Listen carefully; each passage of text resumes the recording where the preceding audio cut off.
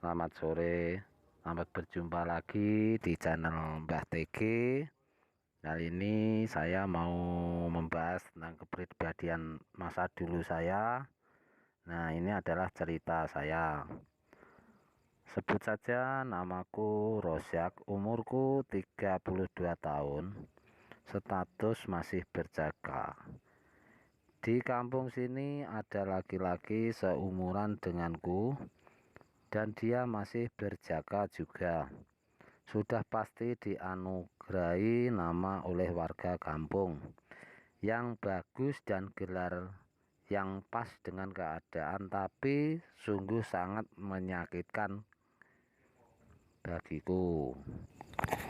Itulah penghargaan yang aku sedang saat ini, tapi bagiku tak jadi masalah dan tidak membuat aku pusing dengan apa yang dibicarakan warga kampungku. Orang tuaku sendiri yang melahirkan dan membesarkanku selalu mensupport lebih-lebih. Gelar itu aku anggap sebagai gelar kehormatan bagi diriku. Kok bisa ya? Karena aku termasuk salah satu orang yang tersukses mempertahankan jiwa kepercayaan. Bagaimana enggak sukses di saat teman-teman sudah tidak kuat dan memilih mengakhiri masa keperjakaan dengan menikah, dan aku pun masih suwung gambling. Tapi enggak apalah, aku menikmati semua itu. Suatu hari aku pun kebingungan, enggak ada tujuan mau ngapain, tiba-tiba Bu Yeni, istri Pak Yoyon. Kebetulan Pak Yoyon sekarang jadi lurah di kampung sini, dan Bu Yeni minta tolong untuk diantar pergi esok hari ke rumah saudaranya yang lagi punya hajat. Itu pun beramai-ramai loh. Pak Yono sendiri pun gak antar dengan alasan tugas negara, karena untuk ke Malang tidak cukup ditempuh dengan waktu 1 hari. Terus Pak ada acara nginap segala. Dari itu Pak Yoyon mempercayakan aku untuk megang kendali nyopir keluarganya ke. Aku sih senang banget karena aku dihitung kerja jadi dapat uang. Yang jadi permasalahan adalah Dewi pacarku besok dia mau ajak jalan-jalan ke Jogja.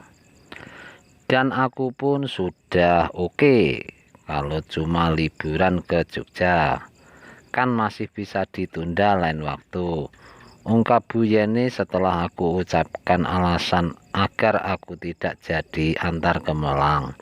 Ini bukan liburan biasa Bu, tapi aku ragu untung melanjutkan omongan. Tapi kenapa Mas? Mas Rosak takut ya Dewi marah. Enggak sih Bu, cuma acara itu jauh-jauh hari sudah kita rencanakan. Oh gini saja Mas Rosyak, nanti biar aku ajak yang memitin ke Mbak Dewi. Pasti dia bisa ngerti kok kalau Mas Rosyak lagi kerja. Duh, lagian masa orang Solo nak mainnya ke Jogja? Enggak keren ah. Jalan-jalan itu kemana kak? Keluar kota misalnya. Bukan itu masalahnya Bu. Lah terus kami belum mau nikah kalau belum tanda tangani semua candi yang ada di Pulau Jawa Tengah ini Bu. Nah kebetulan setelah ke Jogja kita langsung ke Candi Borobudur untuk tanda tangan yang terakhir kalinya Bu. Waduh, aliran apa lagi itu Mas? Kalau mau kawin ya langsung kawin aja, ngapain repot pakai acara kunjungan semua candi di Jawa Tengah? Aku malah kekeh dan menjawab ini bukan masalah aliran, tapi apa ya, lebih pada komitmen aja Bu. Bagi kami cinta itu butuh komitmen, dan mengunjungi candi salah satu bentuk komitmen kami. Aneh-aneh aja candi sejateng dikunjungi, Masjid didatangi, sahut Bu Yeni setengah mencucu. Kalau masjid otomatis ngikut Bu. Maksudnya setiap kami jalan ke candi pas waktu sholat di jalan pasti kami mampir masjid. Dan sepertinya aku nggak bisa membatalkan pekerjaan ini, padahal aku sudah hendak mencarikan sopir lain baik Pak Lurah dan Bu Yeni. Tetap maksa aku yang harus berangkat. Ketika aku jalani sama Dewi sampai terjadi debat militer, Bu Yeni ikut membantu, meyakinkan bahkan kalau mau Dewi diajak sekalian, tapi dia menolak. Akhirnya meski kecewa, Dewi merelakan juga. Bu Yeni nampak kegirangan sementara aku sedikit kecewa. Singkat cerita, pagi-pagi sekali kami berangkat ke Malang. Ternyata cuma 4 orang termasuk aku. Alhamdulillah, perjalanan patas sampai rumah saudara kita jam 3 sore. Hanya seberapa jam saja kami berada di rumah saudaranya. Tapi Bu Yeni ngajak aku muter-muter kota Malang. Karena aku juga jarang lewat jalur itu, membuatku bingung gak tahu jalan. Pakai Google Map malah bikin paning di kepala. Sering nyasar kemana-mana, alamat bakalan kemalaman di jalan nih. Benar saja sudah jam 9 malam kami baru sampai Batu. Nah, masalah baru muncul lagi pas lewat kabut tebal turun hingga mengganggu penglihatanku. Aku harus lebih hati-hati. Selain itu, jalannya banyak tikungan tajam. Lama kelamaan aku gak kuat dan akhirnya aku putuskan untuk di saat itu istirahat. Bu Yeni usul dia mengajak rombongan bermalaman di situ.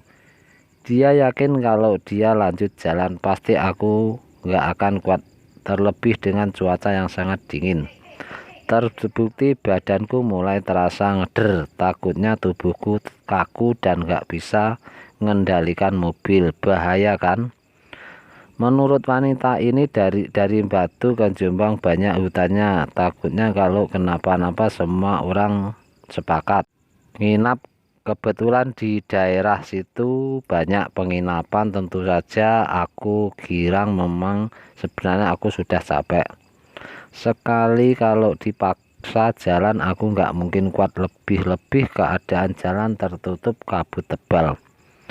Karena kami cuma berempat lah dan lakinya cuma aku, akhirnya Bu Yeni hanya pesan kamar saja.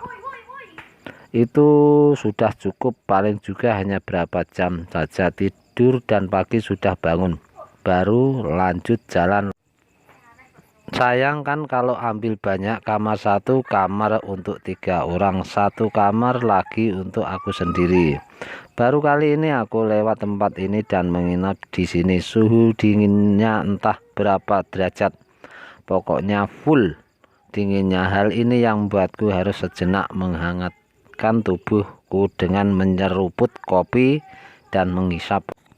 Nah, pas lagi enak-enaknya hisap rokok, tiba-tiba terdengar ketukan pintu. Aku bergegas berdiri dan menuju pintu.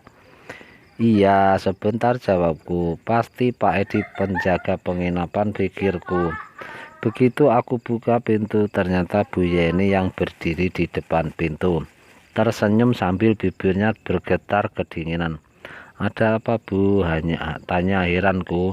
Aku mau tidur di sini loh, di sana penuh. Aku nggak kebagian tempat tidur. Berkata begitu, wanita bahaya ini langsung masuk begitu saja.